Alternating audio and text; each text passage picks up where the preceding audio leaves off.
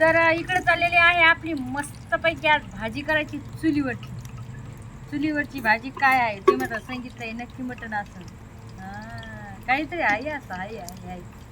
तर सगळ्यात पहिलं तर तुम्हाला तुम्ही लाईक शेअर कमेंट करत जा प्लीज प्लीज प्लीज. गरीबाचे व्हिडिओ बघायचा जा, लाईक करत जा. होय खरे खोट्या भावना बहिणू. तर इकडे केल्या आहेत भाकरी. हा बघा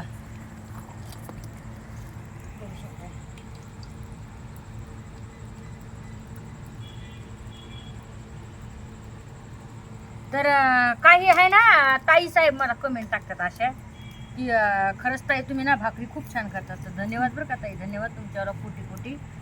आता लहानपणापासून कशी भाकरीची सवय ना, मला चपात्या येत नाहीत. तुम्हाला एक गोष्ट सांगते मी, अजिबात मला चपाती जमत नाही. मला चपाती म्हणलं ना तर एक तर ती चपाती आयुष्यामध्ये जन्मामध्ये माझी चपाती फुगत नाहीये खरी गोष्ट सांगायची.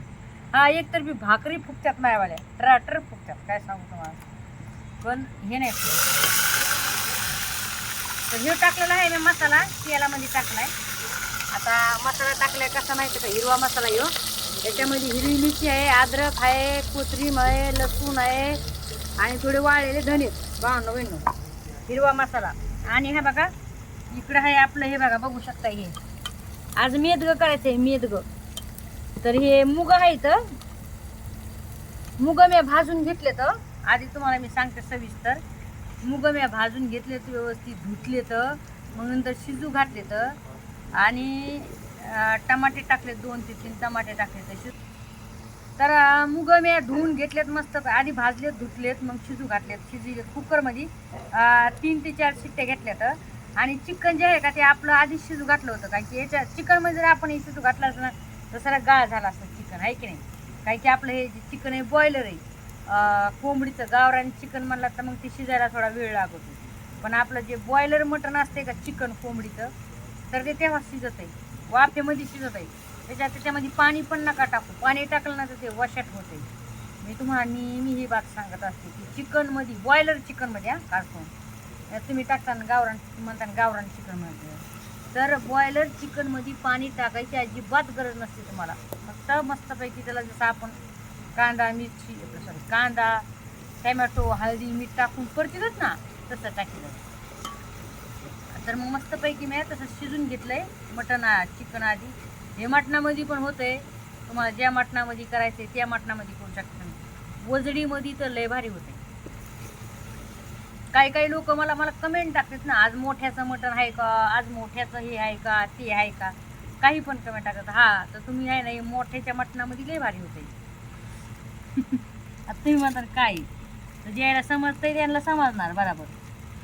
तर आमच्या गावाकडं आहे ना याला मेदगं म्हणतात.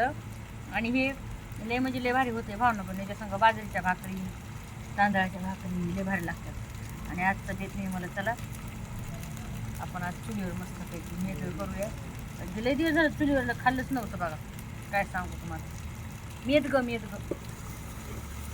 आता नेक्स्ट रेसिपी तुम्हाला काय बघायची तर मला नक्कीच कमेंटमध्ये सांगा, मी तुम्हाला बनवून दाखवते. असं मला एक आयडिया आली.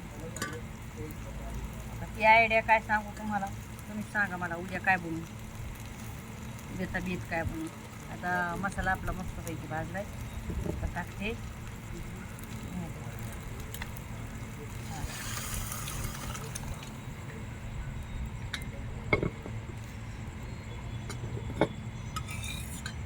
काही ठिकाणी याला डाळ छापण म्हणते, डाळवा पण म्हणते त्याला काही ठिकाणी. आणि खरं गोष्ट सांगू लय भारी होती. फक्त करायला चांगलं पाहिजे. माणसाने चांगलं केलं ना एक नंबर होती. तर चला मग नुसतं बघू नका, ठोका मग एक लाईक आणि कमेंट शेअर करायला विसरू नका. आपलं फेसबुकचं पण पेज आहे भावना बहिणू, तिथं पण फॉलो करायला विसरू नका. संगीता गायकवाड ब्लॉग असं फेसबुकचं पेज आहे आपले, तर प्लीज फॉलो करा.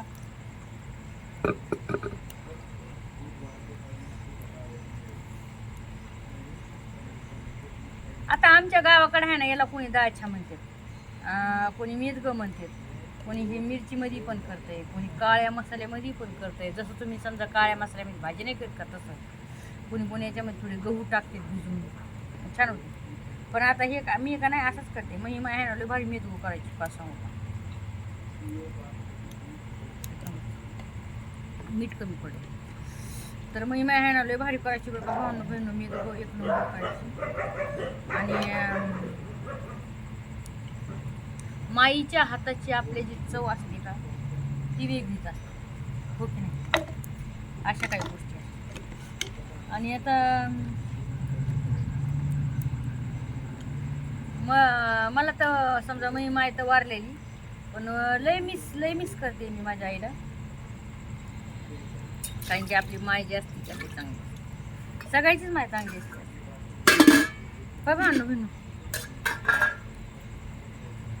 तुम्ही कोण्या कोण्या गावातून हा व्हिडिओ बघताय माझ्यावाल्या ते पण सांगा मला कमेंट करून, जेणेकरून मला समजेल तर खरी होईल की तुम्ही कोण्या गावचे आहात, तुम्ही कोण्या गावून माझा व्हिडिओ बघतात.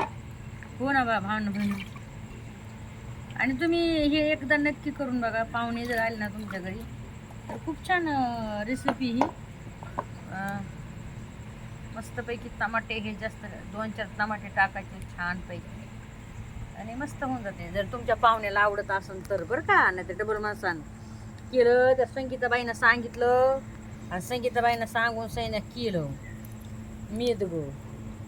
तुमच्या पाहुण्याला आवडत असेल तसं तर काळ्या मसाल्यातली भाजीच करतोच आपण, होय. पाहुणे रावळे आले की, होय भावनं बहिणी.